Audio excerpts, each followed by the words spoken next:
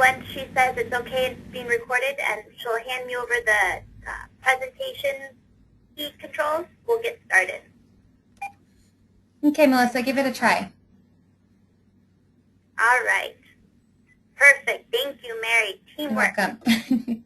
All right. So as I mentioned, good morning. We're going to be talking about strategic planning and guiding the development and implementation of your center for this month's call, May 2011. Before we get started, we're going to be focusing on the overview and process of the strategic planning for developing centers, discover or identify some effective strategies, and also list available resources. For those of you on the call, can you just kind of shout out and say, yes, we've done strategic planning for our center, we're interested, no we haven't thought about it, just shoot away. In Sweetwater County, Family Justice Center had its strategic planning in early February. Thank you. Imperial County is interested, in fact, that's our next step, is strategic planning. Okay. Kern County is interested, and that is our next step, is strategic planning. Denver has done strategic planning, but is open for additional ideas. All right, great. Thank you. That helps get started for today's focus. All right, so as you all know, strategic planning is important for the development of a Family Justice Center, especially because the Family Justice Center is so unique and has so many moving pieces that need to be put together for the success of the center. So just as a basic overview, the strategic planning process is a process that determines where the FJC is going. So what's its vision, what's its mission, what's its direction, and how is the center going to get there from the planning process. The planning can be used to secure support and approval from not only key stakeholders, but also the community as a whole, potential committed on-site and off-site community partners, you name it. And it also provides a basis for more detailed planning. So to start a Family Justice Center, you definitely need people who are organized and structured and have a plan because, as I said before, there are so many moving pieces. So finally, the key piece of strategic planning is that it provides a report and it provides overall consensus of the directions which will create the action plan or those next step items for the short and long-term goals of your center. So the goals and outcomes. Quickly, to bring those key players together from elected officials, decision makers, to your community partners, to survivors, create a shared vision. What does your center or what do you want your center to look like? To share and learn from one another. So by coming together as a large group with all these diverse players, you know, there's a lot of wisdom and expertise in that room. What can you guys learn from each other? Who's doing something better? Or what idea is out there that you guys haven't thought about before? It's also a great time to identify barriers. You know, what are those concerns people have? And it's also a safe space to create strategies to overcome those barriers. Well, yes, we are concerned about confidentiality and information sharing in a center. So what are the strategies or how are we going about to fix that and maintain confidentiality and responsible information sharing? And finally, identify short-term priorities to achieve the long-term goal. So from the time that you say, yes, our community needs a Family Justice Center, to the time the center opens could be anywhere from 12 to 18 months to a couple years. Yes, there has been some centers who've done it a little quicker. But within that, because there's so much to achieve to open that center, it's always easy, as you guys all know, to identify those things that you can check off the list as accomplishments to get to that long-term goal.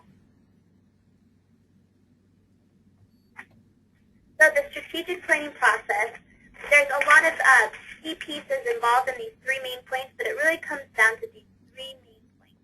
Identifying those key stakeholders that you're going to invite to your planning process meeting, getting the event ready, and holding the planning meeting. So you're going to create that direction, as I mentioned before, those action items, and the timeline that fits within all of that. And then meeting regularly as a group after the planning meeting process. And regularly depends on what meeting. As a large group with everyone involved, it could be anywhere from 90 to 120 to 180 days.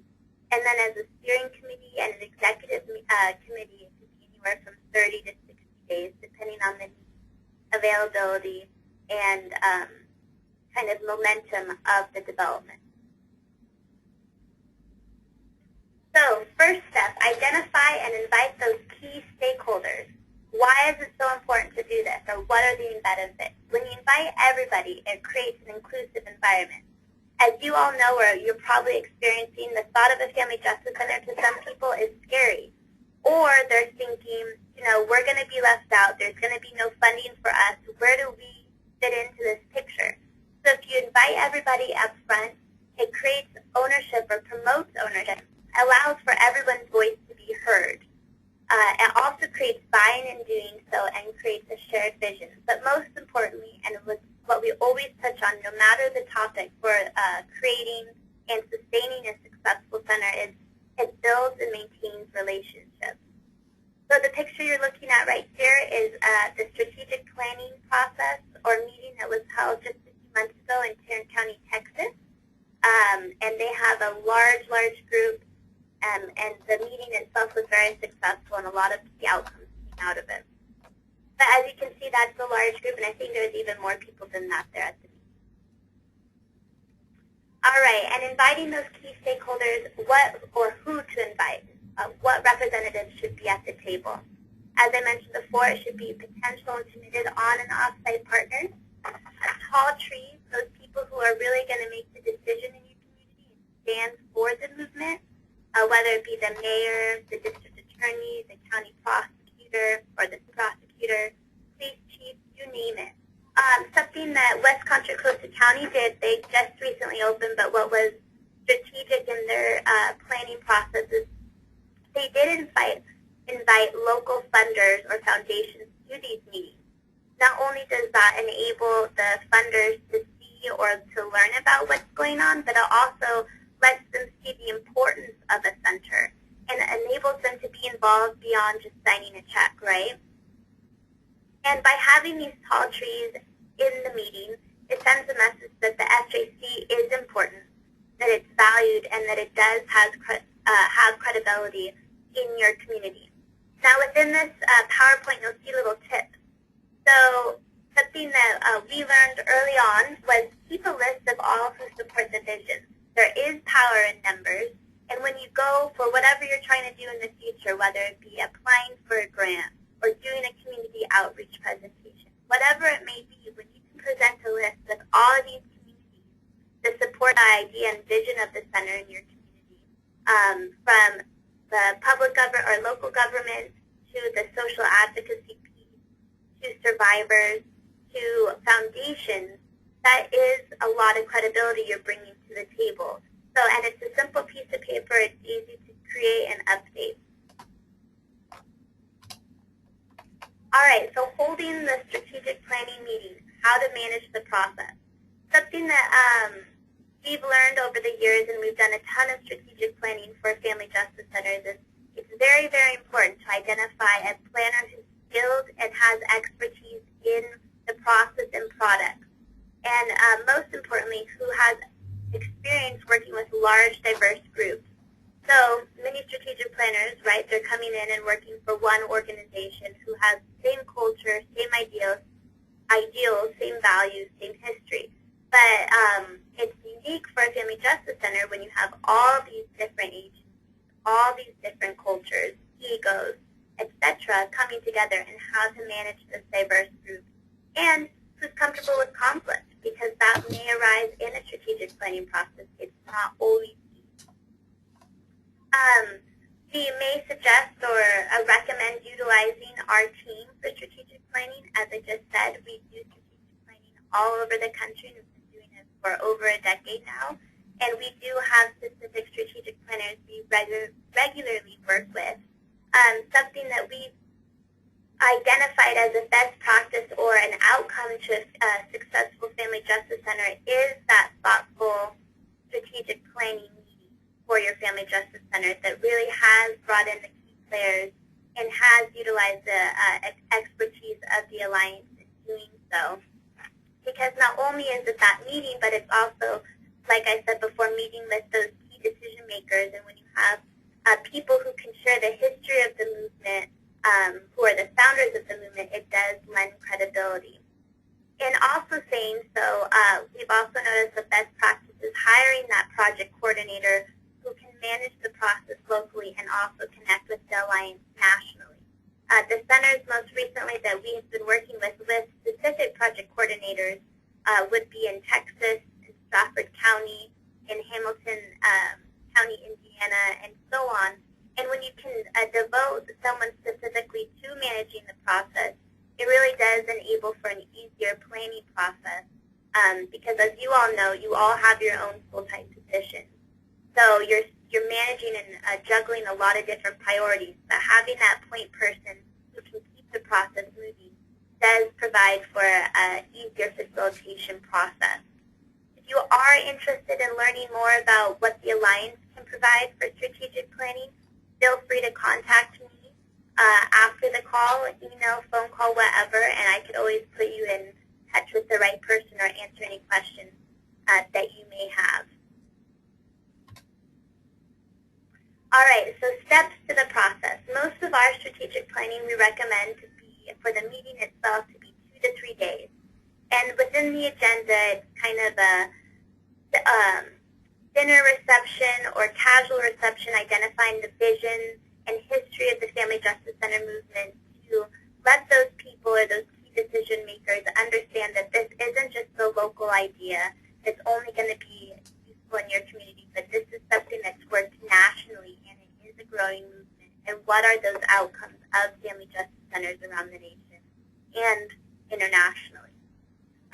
Then the next 2 days is really delving in, identifying and creating that vision of what the center will look like based on the consensus of the group, and then how are you going to get there? So it's part of the planning, dreaming big process, and then cutting it down into those starting small and the steps to achieve those big goals or dreams. So examples of what a vision will or what the center will look like in 3 and 5 years, because we recommend doing something for a short-term and long-term vision, would be providing those comprehensive wraparound services, shared sustained funding for your community partners in the center, and inclusive and culturally competent policies and practices provided at the center. But really, it's what does your community want your center to look like? It's unique and organic to each community that's developing a center. Within this process, as I mentioned before, it's identifying those blocks and barriers, those concerns people may have. This is a safe space for people to share their concerns, and you should be able to talk candidly, and that's why it's also so important to have that strategic planner who is experienced working with diverse groups who can manage conflict should it occur, and kind of keeping on point. Now, by identifying those blocks and barriers, some things that people usually identify are territorial conflicts, uncoordinated services, legal restrictions. But then it's, like I said before, how are we going to get past those, or what work group or task can we identify to kind of streamline or mitigate these conflicts? Another tip, keep your participants engaged and content.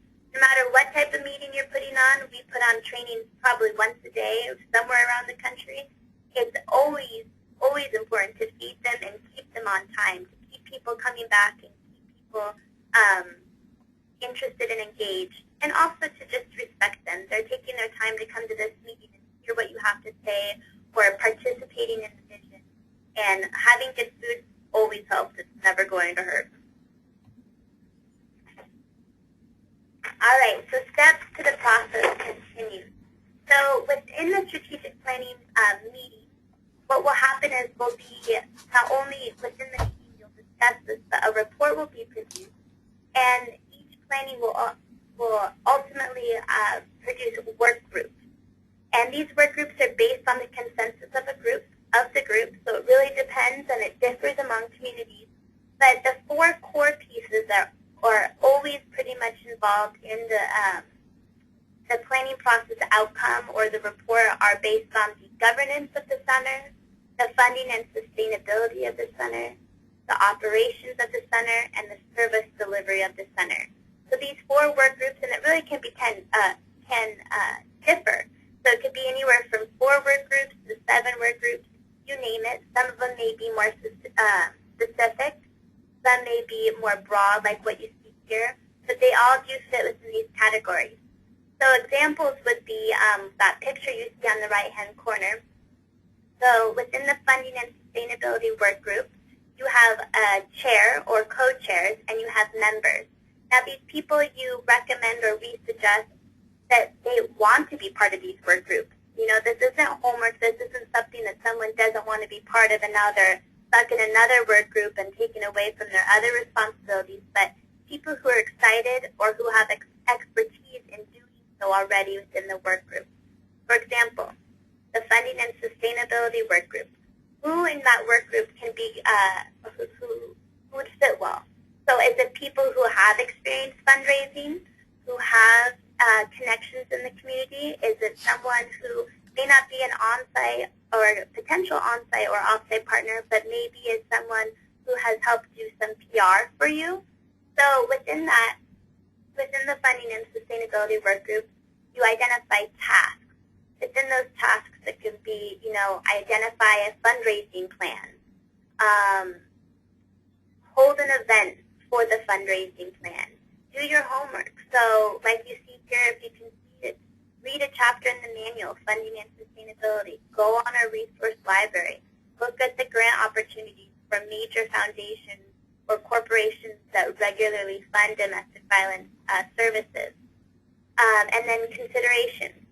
Now, within those tasks to be completed within each work group, there's always going to be a timeline for the work group. So is this something within the individual work group that can be identified and completed within 30 days, 60 days, 90 days, 180 days? And then it's up to that co-chair or the chair to hold those meetings outside of the strategic planning process meetings, right? So they meet regularly as a group. It's a smaller group, and then they report back to either, chair reports back to either the executive committee or the steering committee of the Family Justice Center development team. So it is kind of a structure based on smaller teams making up the whole, right? And then finally, within this strategic planning process, what we've touched on, there is that report that covers everything we've covered and also identifies those other next steps or other things that were mentioned in the meeting, such as ideas, what the center is going to look like or what it should look like, what services should be provided, who are the missing pieces or partners that should be invited to come to the table, because you think you invited everybody and then someone else will have this great idea, right? So when you have more people in the room thinking towards a positive outcome for the center, a lot of good ideas come about. All right, so I did touch on that from the work groups that meet regularly, right? So they'll meet more frequently than 120 to 180 days. Then you'll have that executive committee and that steering committee. And then finally, we recommend that about every 120 or 180 days, you guys come together again as a larger group to identify what has been done, what progress has been made, right? So reviewing those accomplishments, identifying problems or obstacles that may have occurred within those work groups, so troubleshooting problems, clarifying roles and responsibilities, and most importantly, maintaining those relationships, partnership building and development. Things you can do in between those actual meetings that take, you know, a whole day or 4 hours out of a day, which are harder to schedule or coordinate with such a large group of people, is communicating regularly via other methods. So identifying that point person or project coordinator is so helpful. In fact, we were in a community a few months ago, and we did hear from a lot of people, you know, it's really hard to figure out what's going on. I feel kind of left out because no one's really telling me what's going on. Sometimes I get an email. Sometimes I heard my colleague got an email. I just want to know what's going on, when the next meeting is, where can I find the strategic planning document, and so on. So having that point person is incredibly helpful to the whole process, and it also to the inclusiveness of the group. But also you can create a listserv, right? Create or identify a website to store important documents. So for example, Cleveland has all of their documents under one of their agency websites. So it's the strategic planning document, it's the meeting minutes and subsequent meetings, so that if someone was unable to come, they're still able to find out what happened. They're still included or part of the whole process. Maintaining a calendar. So yes, we'll meet every third Wednesday of the month at this time so they can mark or plan ahead. And even holding conference calls. So it's things you guys already do as an agency to structure your meetings, but thinking about it as a larger perspective for the development and strategic planning process of your Family Justice Center. So finally, we have some time left for the updates and any other questions that you may have related or unrelated to strategic planning are available resources.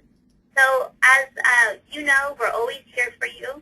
So don't forget to email us or call us. We're happy to help. Read our books. I mentioned in the email before this call, Chapter 11 does specifically discuss strategic planning. And Dream Big does touch on strategic planning and the importance of strategic planning in Chapter 4. Our prior conference DVDs for the 8th and 9th annuals, that would be 2008 and 2009 conference DVDs, which we have for sale on our website, also have recorded strategic planning sessions, and our online resource library, excuse me, which has pre-recorded webinars, which will also host this webinar. And it also has sample questions you can ask and other related documents to strategic planning that may be available. So with that, I'm going to ask Mary to stop the recording so that we can ask any questions